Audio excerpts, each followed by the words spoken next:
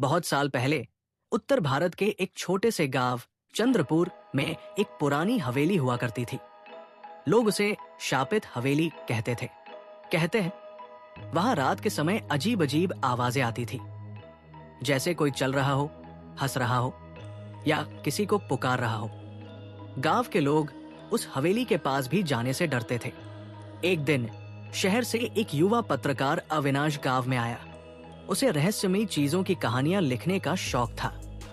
गांव वालों ने उसे मना किया कि हवेली में मत जाना, लेकिन अविनाश ने ठान लिया कि वो रात में हवेली में जाएगा और सच्चाई का पता लगाएगा। रात के ठीक 12 बजे अविनाश टॉर्च लेकर हवेली के अंदर गया। वहां धूल और जाले थे, दीवारों पर पुरानी पेंटिंग्स लटकी थी और हवा में अजीब सी ठंडक थी। जैसे ही उसने ऊपर की सीढ़ियां चढ़ना शुरू किया, उसे किसी के रोने की आवाज आई। उसने डरते डरते एक कमरे का दरवाजा खोला और देखा एक लड़की सफेद साड़ी में खिड़की के पास बैठी थी। उसके बाल बिखरे हुए थे और चेहरा नहीं दिख रहा था। अविनाश ने कांपती आवाज में पूछा, कौन हो तुम? लड़की ने धीरे से सिर उठाया। उसकी आंखें खाली और उदास थी।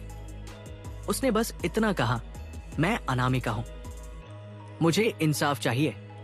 और फिर अचानक वो हवा में गायब हो गई। अविनाश भागकर गांव लौटा और अगली सुबह पुरानी किताबों और गांव के बुजुर्गों से पता किया कि अनामिका इस हवेली के पुराने मालिक की बेटी थी, जिसे उसकी सौतेली मां ने मार दिया था। तब से उसकी आत्मा हवेली में भटक रही थी। अविनाश ने पूरी कहानी अखबार में छापी। कुछ समय बाद सरकार ने हवेली की जांच की और वहां एक पुराने तहखाने में अनामिका की असली कब्र मिली।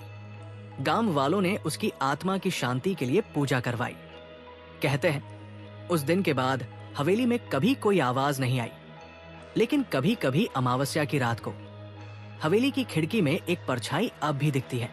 परछाई की वापसी चंद्रपुर गांव अब पहले जैसा शांत नहीं था।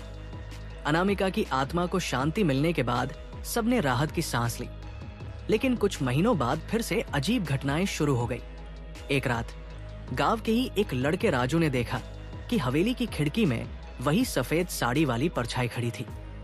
उसने अगले दिन गांव में बताया, लेकिन सबने कहा कि शायद उसने सपना देखा होगा।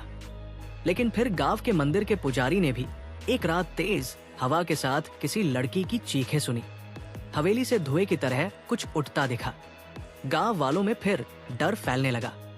अविनाश, जो अब एक मशहूर लेखक बन चुका था, फिर से चंद्रपुर लौटा। उसने गांव के पुराने पुजारी पंडित रामदयाल से पूछा कि अगर आत्मा को शांति मिल गई थी तो ये सब फिर कैसे हो रहा है। पंडित जी ने गंभीर होकर कहा, हर आत्मा की कहानी में एक मोड़ होता है अविनाश। शायद तुमने सिर्फ एक राज खोला था, लेकिन अभी पूरा सच छुपा है। अविनाश ने दोबारा हवेली की जांच शुरू की। इस बार उसने तहखाने में एक दीवार को खटखटाया तो दीवार खोखली लगी। जब उसने उसे तोड़ा, अंदर एक पुराना लकड़ी का संदूक मिला। उसमें एक पुरानी डायरी थी अनामिका की। डायरी पढ़कर अविनाश सन्न रह गया। उसमें लिखा था कि अनामिका सिर्फ मरी नहीं थी, उसकी छोटी बहन संध्या को भी सौतेली मां ने मार दिया था, लेकिन उसकी आत्मा को कभी किसी ने याद नहीं किया।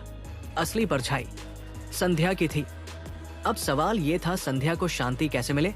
पंडित जी ने बताया कि अगर कोई उस बच्ची को उसकी मां की ममता दे, कोई उसे अपनाए, तो उसकी आत्मा को शांति मिल सकती है। अविनाश ने अगले अमावस्या को हवेली में पूजा करवाई और एक बच्ची की तरह संध्या को पुकारा। उसने कहा, तुम अब अकेली नहीं हो, मैं तुम्हारा भाई हूं, चलो घर चलते हैं। उस रात एक हल्की सी मुस्कान हवेली की दीवारों पर आई और फिर सब शांत हो गया। अब हवेली को लोग शांत निवास कहते हैं, लेकिन गांव की बुजुर्ग महिला बताती है, अगर कोई झूठ बोलकर हवेली में जाए तो हवेली उसे कभी लौटने नहीं देती। अंतिम रहस्य वर्षों बीत गए। शांत निवास अब एक स्मारक बन चुका था। लोग वहां घूमने जाते, फोटो खिंचवाते, लेकिन सूरज ढलने से पहले सब लौट आते थे। एक दिन एक नई डॉक्यूमेंट्री टीम, जिसमें 5 लोग थे, चंद्रपुर आई। उनके लीडर विवेक ने दावा किया कि आत्माएं जैसी कोई चीज नहीं होती। वे इस रहस्यमयी हवेली को कैमरे में कैद कर साबित करना चाहते थे कि ये सब सिर्फ लोगों की कल्पना है। गांव वालों ने समझाया कि रात में मत जाना, लेकिन अहंकार बड़ा था। उन्होंने ठान लिया कि पूरी रात हवेली में रहेंगे। रात 11 बजे उन्होंने कैमरे ऑन किए, लैपटॉप सेट किया और लाइव रिकॉर्डिंग शुरू की। शुरू में सब शांत था, लेकिन जैसे ही घड़ी ने 12 बजाया, अचानक हवेली की सारी खिड़कियां एक साथ खटाक से बंद हो गई।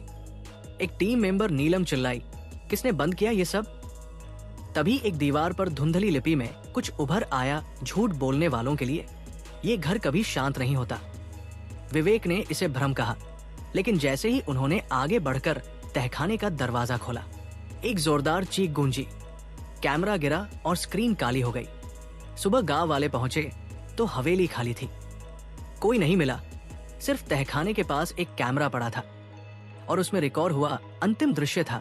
एक छोटी लड़की संध्या धीरे धीरे कैमरे की तरफ बढ़ती है और कहती है, वो मेरा घर था, अब वो तुम्हारा है। इसके बाद कैमरा ब्लैक हो जाता है। उस दिन के बाद से हवेली के पास कोई नहीं जाता। सरकार ने उसे सील कर दिया, लेकिन आज भी जो उस कैमरे की फुटेज देखता है, उसे कुछ ही दिनों में वही आवाजें सुनाई देने लगती हैं। और इस तरह शांत निवास की आखिरी परछाई फिर जाग गई।